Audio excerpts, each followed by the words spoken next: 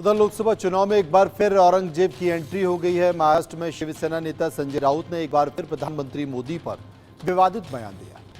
महाराष्ट्र के बुलढाणा में एक सभा में संजय राउत ने कहा कि महाराष्ट्र में शिवाजी महाराज का जन्म हुआ था, औरंगजेब का जन्म गुजरात में हुआ था। संजय राउत यहीं पर नहीं रुके, उन्होंने कहा कि गुजरात में जहां नरेंद्र मोदी का जन्म हुआ था, उसके पड़ोस वाले गांव में भी औरंगजेब जन्मा था।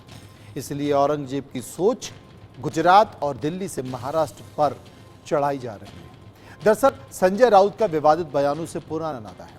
वो पहले भी लगातार विवादित बयान देते रहे हैं। राम मंदिर प्राण प्रतिष्ठा समारोह को लेकर बीजेपी का कार्यक्रम बताया था। इसके पहले राउत ने नए संसद भवन को एक जेल की तरह बताया। उन्होंने कहा कि नई संसद एक जेल है जहां आप काम नहीं कर सकते। उन्होंने तो यहां तक के दावा किया कि जब उनकी सरकार बनेगी तो वो पुराने भवन से ही अपना संसद सत्र शुरू करेंगे। इस बार प्रधानमंत्री मोदी की औरंगजेब से तुलना करते हुए संजय राउत ने और क्या कहा, वो सुनिए।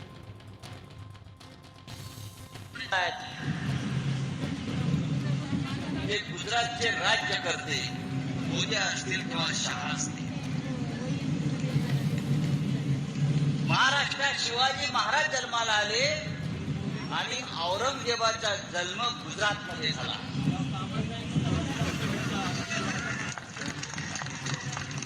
गुजरातमध्ये जिथे मोदी जन्माला आले त्याच्या बाजूला दाहोद नावाचं गाव आहे,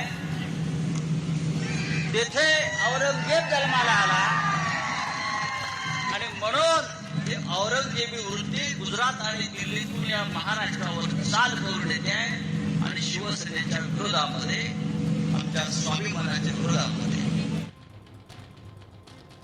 उधर प्रधानमंत्री मोदी की तुलना औरंगजेब से करने पर संजय राउत बीजेपी के निशाने पर आ गए हैं। बीजेपी के प्रवक्ता सुधांशु त्रिवेदी ने संजय राउत के बयान पर कैसे पलटवार किया, ये भी सुनिए।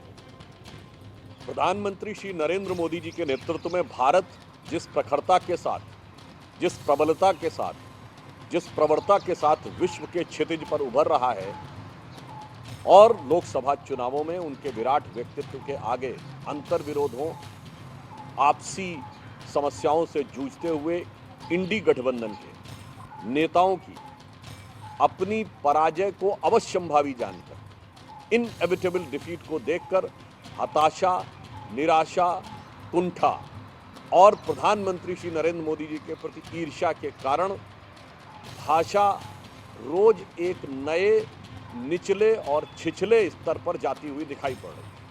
अभी कल झारखंड के एक नेता ने माननीय प्रधानमंत्री जी के लिए खोपड़ी में गोली मारने जैसे शब्द का प्रयोग किया। इससे पूर्व भी आप देख चुके हैं मौत की कामना, मौत के प्रकार जैसे घटिया शब्दों का प्रयोग, कब्र खुदेगी जैसे शब्दों का प्रयोग किया जा चुका है।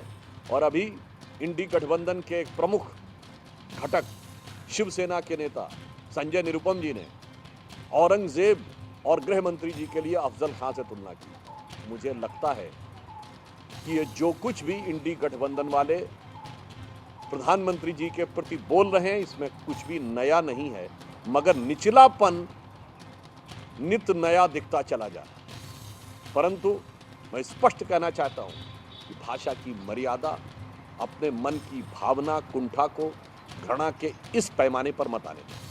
परंतु मैं अभी स्पष्ट करना चाहता हूं, देश की जनता जनार्दन के रूप में एक एक गाली को गिन रही है। उधर संजय राउत के बयान पर बीजेपी प्रवक्ता तुहिन सिन्हा ने पलटवार किया है। तुहिन ने क्या कहा, सुनिए।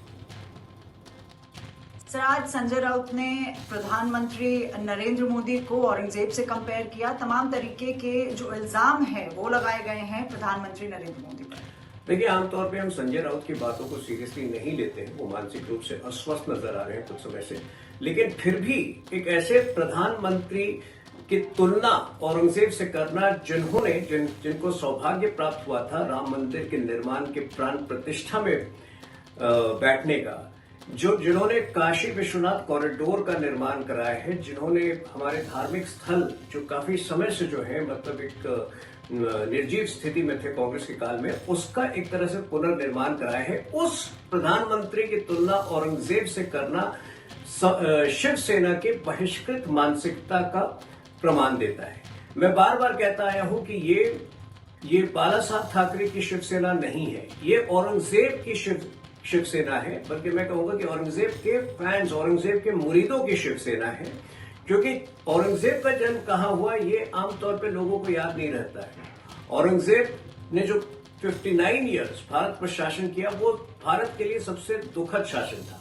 लेकिन प्रधानमंत्री मोदी जी का ये जो 10 साल रहा है वो हिंदू समाज के लिए भी और पूरे देश के लिए भी पुनरुत्थान का समय रहा है, और आगे भी अगले 10-15 वर्ष जो है वो इस देश के लिए पुनरुत्थान, तरक्की, उन्नति, समृद्धि का समय रहेगा। ऐसे में निश्चित तौर पे जो औरंगजेब के फैन जो लोग हैं, जैसे उद्धव ठाकरे हो गए, उद्धव ठाकरे के चेले संजय राउत हो गए, वो निश्चित तौर पे बौखला गए हैं और उस बौखलाहट में वो अनाप शनाप बोल रहे हैं प्रधानमंत्री के विरुद्ध। बहुत दुर्भाग्य।